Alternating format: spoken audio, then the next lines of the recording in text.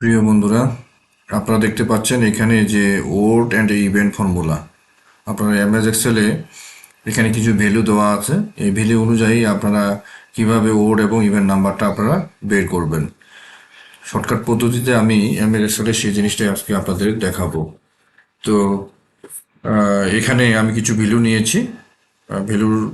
এই ভ্যালুর আদলে আমি ওড নাম্বারটা কীভাবে বের করব এবং ইভেন নাম্বারটা কীভাবে বের করবো। ওড হচ্ছে বিজোড় সংখ্যা আর ইভেন হচ্ছে জোড় সংখ্যা।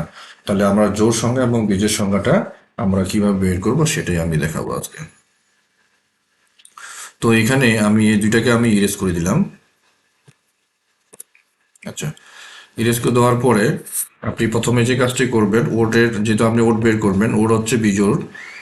আপনি ইকুয়াল প্রেস করবেন, এখানে ওড লিখবেন। ওড লেখার পরে এখানে একটা নাম্বার চাচ্ছে, দেখেন এখানে নাম্বার চাচ্ছে মানে এই ভ্যালু চাচ্ছে একটা। আপনি প্রথম ভ্যালুটা দিবেন, আবার ক্লোজ করবেন, ইন্টারপ্রেস করবেন। দেখেন এ কিন্তু 1। তারপরে আপনি এটাকে সিলেক্ট করে নিচের কিয়ারে ধরে নিচে ধরে টান দেবেন।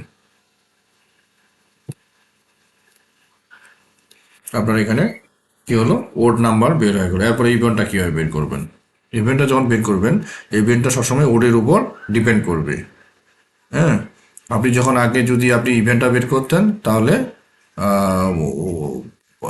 ওটা যদি পরে বের করতেন তাহলে এটা কি হবে, ইভেন্টের উপর ডিপেন্ডেন্ট। আচ্ছা, যে দুইটার উপর ডিপেন্ড করেন তাহলে ইকুয়াল প্রেস করবেন, ইভেন্ট লিখবেন, লেখার পরে ফার্স্ট ব্র্যাকেট চালু করবেন, তারপর নাম্বার দিবেন, এটা প্রেস করবেন, পুরোপুরি এটা প্রেস করবেন।